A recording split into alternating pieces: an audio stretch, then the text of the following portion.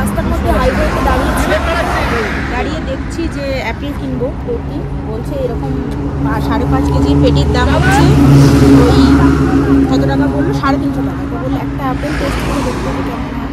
আমি দেখছি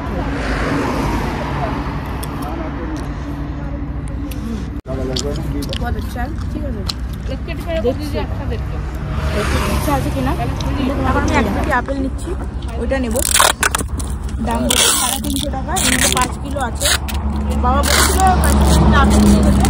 আপেলটা দেখি মিষ্টি ছোটো আপেল বলছি খুব ভালো হবে, এর মধ্যে একটু কম করে নিতে, দামটা একটু বেশি না, ঠিকই আছে তাও একটু বলছি। তো আগে নিয়ে নিই, তারপর 980 টাকা হচ্ছে 2 পেটি। দামটা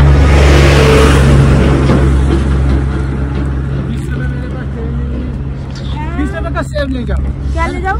नहीं हमको नहीं चाहिए, इतना ले लिया कौन खाएगा। मेरे पास तब 50 रुपया कम ले लो, तब तो हो जाएगा। वो सबको नहीं लेना है। আপেল নিচ্ছে আর একটা দিয়ে দেখবো কেমন। এটা আমি এবার ভিতর দিয়ে দিচ্ছি। অনেকগুলো দিল গাড়িতে। Thank you. আপেল দিয়েছে, ভাবচক করে খাবো। तब नहीं चाहिए। कितना देना रे? 150 ना नहीं 100 देना। चलो ले দাও चलो না না 100 নিলাম অলরেডি। আমি একটা নিয়েছি আর একটা নিলাম। 200 টাকা বলছে, আমি লাস্ট 100 টাকা দিয়ে নিলাম। এরকম কি বলবো এটাকে, পেট্রোল পাম্পের জায়গার মধ্যে ঘুরে ঘুরে এখানে ব্যাগ নেওয়া হয়েছে দুটো। ऐसे खिड़की ऐसे रखो। অনেক কিছু আমরা নিচ্ছি। এই পিঙ্কটা আমার বেশ ভালো লেগেছে। পিঙ্কটা আমার বেশ ভালো লেগেছে। আর কেন এটা আমি হোয়াইট ড্রেস দিয়ে পরবো। हेलो ये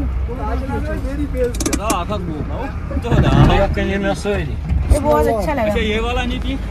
नहीं ये बहुत अच्छा था। ये भी है ना पिंक? कितने लू एक आदमी তোমরা ফার্স্টে আপেল নিলাম 2 পেটি, দাম নিল 5 কেজি করে আছে। তারপর আমি একটা এরকম স্টোন নিলাম, যেটা ওই 200 টাকা চেয়েছি, 100 টাকা দিয়ে নিলাম। তারপর আমাদের মধ্যে এখানে একজনের ক্রিকেট খেলা খুব ফেভারিট, তোমার এই ব্যাটটা খুব পছন্দ হয়েছে। দাম চেয়েছে 1050। কাশ্মীরে কিন্তু ব্যাট খুব ফেমাস, অনেক জায়গায় দেখছি প্রচুর ব্যাট তৈরি হচ্ছে। এগুলো দেবদারু এরকম গাছ দিয়ে। তো একটা আমি দেখছি, আমি তো জীবনে ওইসব খেলতে পারি না। এসে 6 মারনা পড়তা है। তো ফাইনালি আমরা জম্মু কাশ্মীর থেকে চলে এলাম কাটরায়, মানে যেখানে বৈষ্ণব দেবীর মন্দির আছে। আমরা কালকে যাব মন্দিরে। এর জন্য হয়তো আমরা আজকে রাতেই যাত্রা পঞ্চি না কি বেশ বলো ওটা করতে হবে, মানে আইডেন্টি কার্ডের আই কার্ডের মতন দেয়। তো ওটা আজকে আমরা রাতেই হয়তো নিয়ে নেবো, কারণ কালকে যেহেতু মন্দির যাবো না তো দেরি হয়ে যাবে। তো ওটা হচ্ছে আমাদের হোটেল। ওই তো দুটো হোটেল তো পুরোপুরি মানে আমাদের দিন হয়ে গেছে, মানে হোটেল শেষ।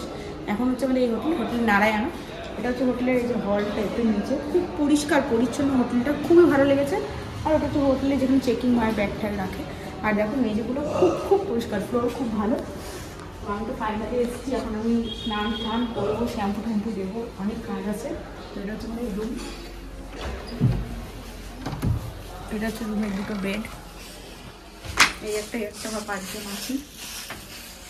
আর এখানে এরকম মিরর আছে, টিভি আছে। কাশ্মীরের মতন এক্সট্রা বালিশ না হয়েছে, কারণ ওখানে 3 জন 2 জন এভাবে এসি আছে, বাট এখানে এসির কোনো প্রবলেম নেই। আর এই সোফাও আছে যেখানে বসে আমরা খাবো। এটা হচ্ছে ভালো সবকিছু। এখানে গিজার আছে, টয়লেটে মিরর আছে, বেসিন আছে, শাওয়ার আছে, সব মানে যেরকম থাকে হোটেলে সবই আছে। এখানে এসে বসলাম, কারণ 5 জন এসেছি, 4 জন স্নান করি। আমার একটু দেরি হবে, কারণ আমি শ্যাম্পু করবো চুলে, যেহেতু কালকে বৈষ্ণব দেবীর মন্দিরে যাবো। খুব ইচ্ছে ছিল মন্দিরটা আমার দেখার, পাহাড়ের মানে ভিতরে শুনেছি গুহার মধ্যে, গুহা না হলেও পাহাড়ের ভিতরে। খুব আমি এক্সাইটেড ঠাকুর দেখার জন্য, আমার খুবই ভালো লাগছে এখানে এসে। তো এখন ফাইনালি ফ্রেশ হবো, যাত্রা পঞ্চি না কি বেশ বলে ওটা যেতে যাবো যেহেতু বৈষ্ণব দেবী দর্শন করতে, তার জন্য আমরা এই অফিস আছে এখান থেকে যাত্রা পঞ্চিটা নিয়ে নিলাম। এটা না ছাড়া নো অ্যালাউ, এটা নিয়ে নিলাম। 7টার মধ্যে কালকে আমাদের চলে যেতে হবে কাটরা বাস স্ট্যান্ডের ওদিকে, ওখান থেকে। আর একটা হয় কালকে তোমরা ভোরবেলা নিলে, সেটা হচ্ছে 10টা থেকে যাত্রা শুরু। এবার যত দেরি করবো লাইন পড়বে, যেতেও দেরি হবে, 5-6 ঘন্টা লাগবে। তাই আমরা সকালে স্লটটাই বুক করেছি। তো এই যে নিয়ে নিলাম, এটা নিয়ে কালকে তোমাদের সাথে দেখা হবে ফাইনালি কীরকমভাবে যাচ্ছি।